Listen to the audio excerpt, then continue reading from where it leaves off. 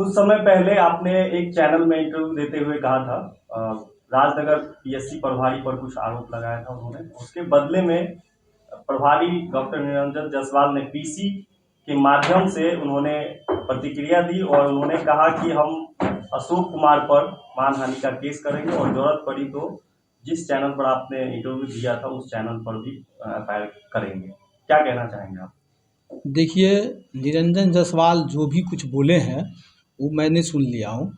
और उन्होंने मानहानि केस करने के लिए आज से 3 महीना 2 महीना पहले भी मेरे ऊपर में उन्होंने मेरे मोबाइल पे धमकी भी दिया था, जो तुम्हारे ऊपर मैं मानहानि का केस करने जा रहा हूँ। मैंने इससे पहले भी एक वीडियो चलाया था, और मैं चलाया था इसलिए क्योंकि राजनगर में जितना भ्रष्टाचारी निरंजन जायसवाल के द्वारा किया जा रहा है, ये सबकी पर्दाफाश हो रही है। इसीलिए उन्होंने मेरे ऊपर मानहानि का केस करने का दावा कर रहा है। और मानहानि का केस करने के लिए तो 3 महीना पहले बोला था जो मैं मानहानि का केस करने जा रहा हूँ। तो एक माई बाप का बेटा है तो हमको आ करके राजनगर में दिखा दो, हमको जो चैलेंज किया था उन्होंने धमकी दिया था। और इस धमकी के बारे में के बाद भी मैंने आप ही लोग के चैनल के माध्यम से मैं मीडिया में आकर के अपना बैठ भी दिया, और फिर इस धमकी के बारे में मैंने सभी पदाधिकारियों को भी अवगत करवा दिया हूँ, जो ये सबको डराते हैं। ये हमको क्या डराएंगे मानहानि के केस के बारे में? उन्होंने तो पत्रकार के ऊपर में भी केस किया है। उन्होंने राजनगर के पीएससी के जितने भी जनता हैं, चाहे वो अनुसूचित जाति हो, अति पिछड़ा हो, अगर पीएससी में इलाज करवाने जाते हैं और अगर यहाँ पे कोई आदमी ऊंची आवाज़ में अगर बात करता है तो उन्होंने मारता है, और मारने के बाद उन्होंने इस मरीज के जो पेरेंट्स जाते हैं, जो गार्जियन जाते हैं, उनके ऊपर में भी केस किया है। ऐसा केस मिलने को आपको रामपट्टी का एक अनुसूचित जाति के ऊपर में केस किया है, उसका मैं आपको साबित करके दे दूंगा। कौन से पत्रकार पर पहले एफआईआर हुई जैसे कि आपने जिक्र किया है, और क्यों? और ये तो सोशल मीडिया पर उसका आवेदन पूरे ज़िला में चल रहा था। इस आवेदन का स्क्रीनशॉट भी मेरे पास में है, मैं आप लोगों को दिखा भी सकता हूँ। ये एक बहुत स्वस्थ छवि के पत्रकार हैं, अपने आप को वरिष्ठ पत्रकार कहलाते हैं। TN ब्रह्मर्षि करके कोई आदमी है, मैं उसको पहचानता नहीं हूँ चेहरा से। और ये हाल में फिर निरंजन जायसवाल के कुछ बैट लेकर के चलाए हैं और मेरे विरोध में भी चलाए हैं, और उसके ऊपर में कठोर से कठोर कार्रवाई होनी चाहिए। मैं ब्रह्मश्री से आपसे बोलना चाहता हूँ, TN ब्रह्मश्री से, जो साहब आपके ऊपर में केस क्यों हुआ था, आपका क्या आरोप था, आपके ऊपर में उन्होंने क्यों आरोप लगाया था?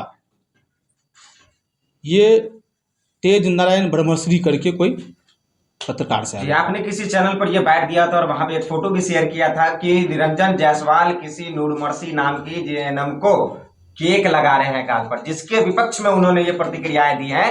और उस नूरमर्सी का भी कहना है कि हम दोनों एक फैमिली की तरह हैं। हॉस्पिटल में इस तरह के बहुत सारे कार्यक्रम होते रहते हैं निरंतर 2-3 सालों से, जब से वो हैं। इसके बारे में आप क्या कहना चाहते हैं? वहां के बहुत से स्टाफ का कहना है कि निरंजन जायसवाल साफ छवि के आदमी हैं, उनपे जो आपने आरोप लगाया है वो बेबुनियाद है। इसके बारे में आप क्या कहना चाहेंगे? मैं दावे के साथ कह सकता हूं कि निरंजन जायसवाल अच्छे छवि के लोग नहीं हैं। ये एक चरित्रहीन व्यक्ति हैं। ये जब से राजनगर में आए हैं अपने आप को दमंग समझते हैं। निरंजन जायसवाल अपने आप को दमंग समझते हैं। उनके किए हुए कारनामा को मैं पर्दाफाश करने जा रहा हूं, इसीलिए वे धमकाते हैं जो मैंने केस करेंगे। आगे की कार्रवाई तो मैं अभी बता देता हूं आपको कि निरंजन जायसवाल ने अपने आप को स्वच्छ छवि और दूध के धुले हुए क्यों कहे जाते हैं, क्यों कहते हैं? जो हमें बहुत अवार्ड मिला है, मैं ये भी सुना हूं आप लोग के चैनल के माध्यम से, मुझे बहुत अवार्ड मिला है। एक फैमिली प्लान में 21 गो प्रखंड में से अगर आपको 2 गो पेशेंट को ज़्यादा अगर आप फैमिली प्लान कर लिए, उसमें अगर आपको अवार्ड मिल गया, यही एक अवार्ड हो गया। यहाँ पे मलेरिया चलता है, काला जर चलता है, टीका चलता है, हर चीज़ की चलती है ना, उसमें एक में आपको मिल गया। तो आपके बगल में कलवाही PSC है, वहाँ पर भी तो अवार्ड मिला है, आप ही को कहाँ अवार्ड मिला है? और इस अवार्ड को लेकर के आपने ढोढेला पीट रहे हैं। आप क्या साबित करना चाहते हैं राजनगर की जनता के बीच में? जनता कभी बर्दाश्त नहीं करेगी। आपने जितने आदमी के ऊपर में FIR किए हैं, इलाज के सामने जो आदमी आपके बारे में NT में बात किया है, उसके ऊपर में आपने जो FIR किए हैं, आरोप लगाए हैं, मैं कह रहा हूँ कि राजनगर के प्रभारी निरंजन जायसवाल, जो प्रभारी होते हैं, जो सिविल सर्जन होते हैं, वे निजी क्लिनिक नहीं चला सकते हैं। और इन्होंने जो कहा है, जो मेरे ऊपर में जो आरोप लगाता, ये निराधार है। मैं इस निराधार के इसको कह देता हूँ, अवगत करा देता हूँ कि आपके राजनगर में जिसमें अभी रह रहा है, जिसका यहाँ आवास है, लिया है डेरा, उस डेरे में ही साईं बाबा चाइल्ड करके कोई हॉस्पिटल चला रहा था। इस पर बोर्ड पर डॉक्टर श्रीमती सीमा और निरंजन जायसवाल का बोर्ड लगा हुआ है। जब यहाँ से टीम गठित हुई थी, कोई ने शिकायत किया, वहाँ से टीम गठित हुई थी। जब यहाँ से जिला से टीम गया जांच करने के लिए, एक दिन पहले उन्होंने बोर्ड को उठा कर फेंक दिया, वहाँ से अपने सामान को खाली कर लिया और ये अपने आप को अच्छे छवि कहलाते हैं। निरंजन जायसवाल का कहना है आपसे कोई आपसी रंजिश थी पहले, उस मतभेद को लेकर आपने सिर्फ और सिर्फ उनको ही टारगेट करने का काम किया, जबकि उस पार्टी में बहुत से लोग थे। इसके साथ मेरा न कोई रिश्तेदारी है, न कोई दुश्मनी है, न इसके साथ मेरा किसी भी तरह का कोई बात है। न मेरा कहीं नर्सिंग होम चलता है, न ही मेरा कोई कहीं पे दवा दुकान है, और न ही मेरे फैमिली में कोई डॉक्टरी या GNM या फलना हो जहीं पर नौकरी कर रहा है, जिसके बारे में हम उसके साथ मेरा कोई दुश्मनी। मैं जनता की आवाज़ को उठाता हूँ। 12 बजे रात में परिहारपुर पंचायत की एक महिला की मृत्यु हुई थी। वहाँ की जनता ने हमें फ़ोन किया था और मैंने उस लाश को PSC के बाहर में फेंका गया था, और यहाँ से हमने उस लाश को रात ही उसे गार्जियन को फ़ोन करके बुलाया गया था, और हम उसे गार्जियन से बोले जो लाश को दुर्गता मत करो, इस पर कोई राजनीति मत करो, जो हो गया, तुम लेके चले आओ। मैंने इसी बात को लेकर के सुबह में PSC प्रभारी को फ़ोन किए, जो आपके राजनगर में जितने भी नर्सिंग होम चल रही है ये अवैध है और यहाँ किसी अच्छे डॉक्टर का व्यवस्था नहीं है, तो इसको आप अपने स्तर से देखिए और इस नर्सिंग होम को ऊपर में आप उचित से उचित कानून कार्रवाई कीजिए। इसी को लेकर के उन्होंने ऐसा किया है। जो आपने आरोप लगाया है साईं बाबा चाइल्ड केयर करके हॉस्पिटल चलता था जिसका बोर्ड उतारा गया, आपने जैसे बताया, तो उस सवाल पर तो उन्होंने कहा है कि जांच टीम जब आई तो उसमें हम लोग निर्दोष पाए गए। ये देखिए मैं बताता हूँ, जो ये एक दिन पहले बोर्ड हटा दिए थे, लेकिन ये अपने मुंह से ये भी बोला है, आप लोग जब ने पूछे उनसे जो इसका रिपोर्ट क्या आपके पास है, कोई साक्ष्य है, तो ये बोला जो नहीं। हमको आश्चर्य लग रहा है, जो ये जांच हुई और रिपोर्ट नहीं मिला, ये रिपोर्ट कहाँ दबा के रखा गया है, क्यों रखा गया है, ये तो एक विषय बनती है, ये तो जांच की विषय है, उस पर भी जांच हो। अपना परिचय दिए। जांच कौन टीम गठित हुई थी, उसमें कौन जिला से जांच टीम गई थी, इसमें हमको तो पता नहीं है कौन कौन गए थे, लेकिन निरंजन जायसवाल ने ही बोले थे, जो SDO साहब ने ही जांच किया था। हमको नहीं पता है कौन जांच किया था, लेकिन जिला से टीम गई थी। लेकिन आपके बैठक में अपने पक्ष में उन्होंने कहा है जो SDO साहब ही जांच में आए थे। और मैं ये भी अवगत करवा देना चाहता हूं कि सरकारी गाड़ी, जो सरकारी पदाधिकारी होते हैं, वह जो गाड़ी पर चढ़ते हैं, यह इसका रिश्तेदार, इसका दोस्त महिम, इसका कोई अपना पक्षदार नहीं होना चाहिए। लेकिन निरंजन जायसवाल गाड़ी पे जो चढ़ते थे, ये सरकारी रुपया का दुरुपयोग किया है, अपने पत्नी के नाम से गाड़ी लेकर के पैसे का निकासी किया है, इसकी भी जांच होनी चाहिए। और मैं यहाँ के जिला पदाधिकारी से मांग करता हूं कि विगत 2 महीने का CCTV से फुटेज निकाला जाए, प्रत्येक CCTV का, और इससे पता चल जाएगा कि कौन GNM किस चैम्बर में कितने देर कौन ड्यूटी करते हैं, किसके चैम्बर में कितने देर बैठते हैं, कौन कहाँ रहते हैं, और रात में भी कौन ड्यूटी करता है, दिन में कौन ड्यूटी करता है, इमरजेंसी में कौन ड्यूटी करता है। जो आयुष चिकित्सक होते हैं ना, वो रात को यहाँ ड्यूटी करते हैं, और ये अपने प्राथमिक स्वास्थ्य केंद्र पे ड्यूटी नहीं करते हैं। ये एक रात यहाँ किया, एक हफ्ता छुट्टी के लिए चल जाते हैं। कुछ ऐसे भी यहाँ डॉक्टर हैं, महिला डॉक्टर, जो पटना से एक दिन के लिए आते हैं और महीने का पेमेंट उठा के ले जाते हैं। इस CCTV के फुटेज से पता चलेगा। मैं यहाँ के प्रशासनिक पदाधिकारी से मांग करता हूँ, जो विगत 2 महीने का CCTV का फुटेज निकालकर प्रत्येक और उसकी जाँच हो, और इस जाँच की प्रकाशित किया जाए।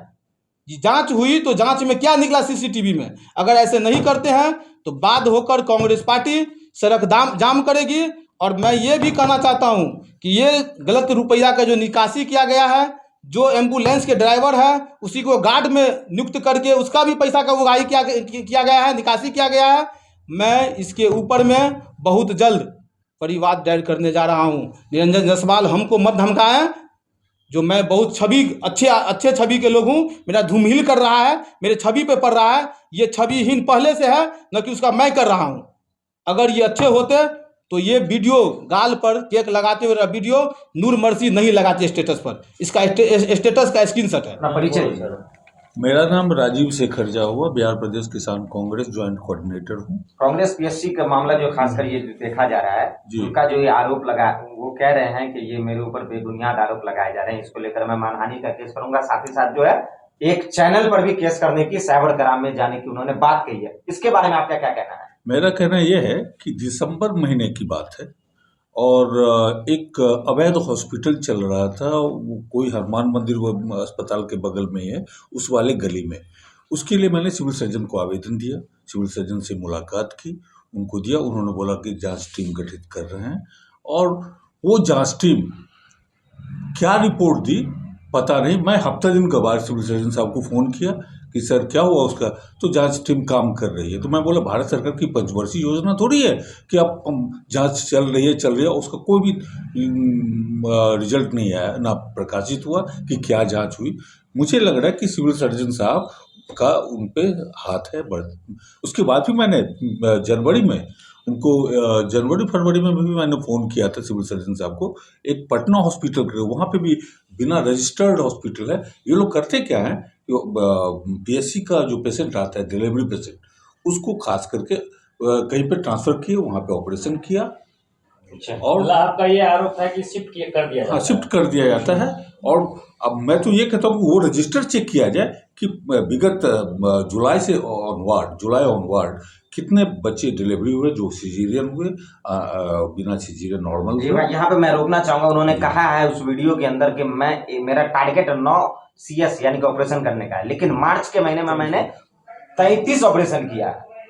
क्या कहते हैं इसके बारे में? यही चीज मैं कह रहा हूँ कि तो क्या प्राइवेट जो बिना रजिस्टर्ड हॉस्पिटल खोल के रखा हुआ है उसमें चलेगा?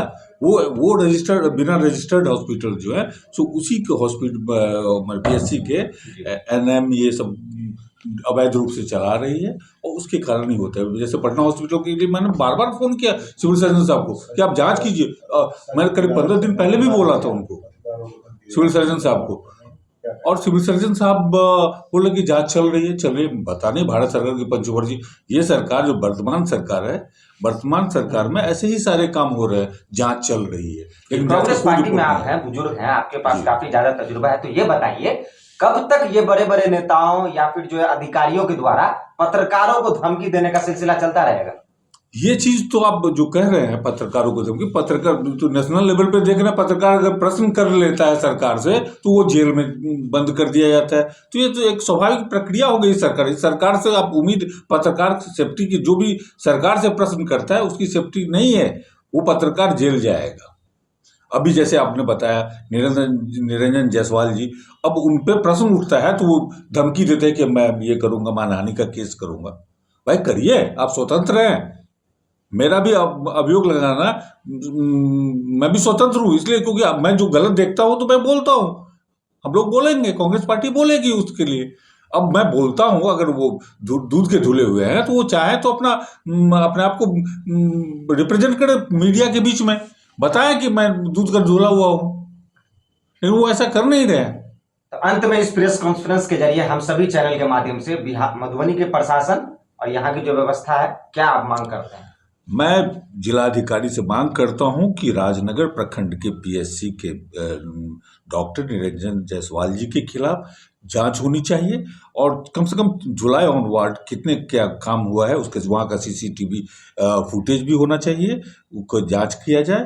प्लस जो रजिस्टर्ड है, जितना पेशेंट आया गया, कहाँ रेफर किए, उसकी भी जांच होनी चाहिए। कहाँ पे बच्चों की डिलीवरी के ऑपरेशन हुआ उसकी भी जांच होनी चाहिए, क्योंकि सारे अगर पीएससी चाहेगी तो वो तो भेजेगी, सदर हॉस्पिटल भेजेगी या दरभंगा मेडिकल कॉलेज भेजेगी या पटना मेडिकल कॉलेज भेजेगी, लेकिन ये कर नहीं रहे। ये लोकल लेवल कहीं भगवतीपुर भेज देते हैं, कोई पटना हॉस्पिटल है वहाँ पे राजनगर में, वहाँ पे एक हनुमान मंदिर वाले गली में था, हॉस्पिटल के बगल में ही, उस गली में उन्होंने बिना बोर्ड लगा के काम चलता है। चलिए सर, बहुत बहुत धन्यवाद आप सभी का।